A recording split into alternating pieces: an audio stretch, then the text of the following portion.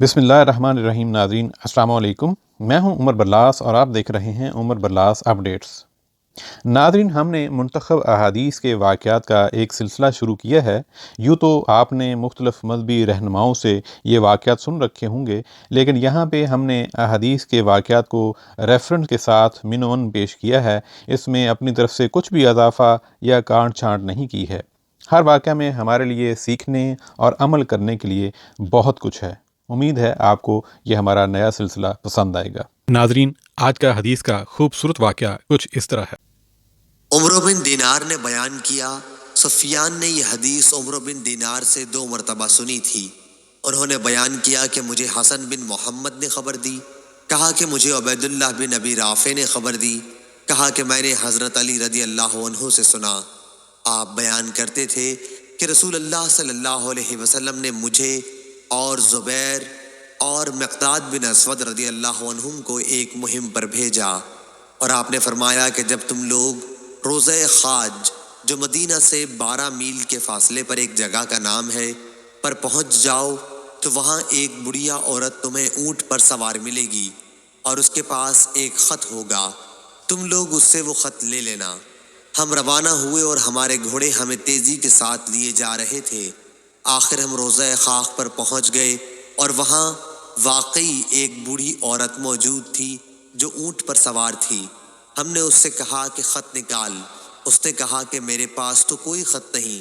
लेकिन जब हमने उसे धमकी दी कि अगर तूने ख़त न निकाला तो तुम्हारे कपड़े हम खुद उतार देंगे, इस पर उसने अपनी गुंदी हुई चोटी के अंदर से ख़त निकाल कर दिया और हम उसे रसूलुल्लाह सल्लल्लाहु अलैहि वसल्लम की खिदमत में लेकर हाजिर हुए।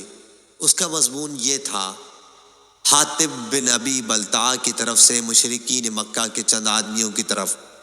इसमें उन्होंने रसूलुल्लाह सल्लल्लाहु अलैहि वसल्लम के बाज़ भेदों की खबर दी थी। हज़रत सल्लल्लाहु अलैहि वसल्लम ने फरमाया, ऐ हातिब, ये क्या वाक़या है? उन्होंने अर्ज़ किया, या रसूल अल्लाह सल्लल्लाहु अलैहि वसल्लम, मेरे बारे में उजलत से काम न लीजिए। मेरी हैसियत मक्के में ये थी कि कुरैश के साथ मैंने रहना सहना इख्तियार कर लिया था। उनसे रिश्ता नाता मेरा कुछ भी न था।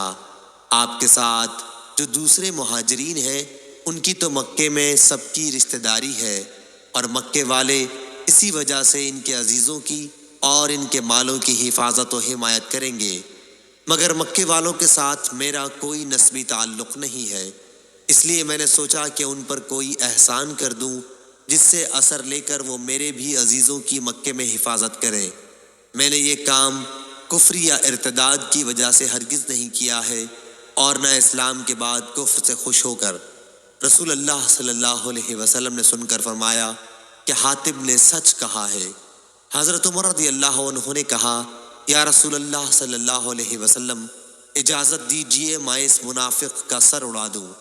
आप सल्लल्लाहु अलैहि वसल्लम ने फरमाया, नहीं, ये बद्र की लड़ाई में मुसलमानों के साथ मिलकर लड़े हैं और तुम्हें मालूम नहीं, अल्लाह ताला मुजाहिदीन बद्र के अहवाल मौत तक के पहले ही से जानता था और वो खुद ही फरमा चुका है कि तुम जो चाहो करो, मैं तुम्हें माफ़ कर चुका हूँ।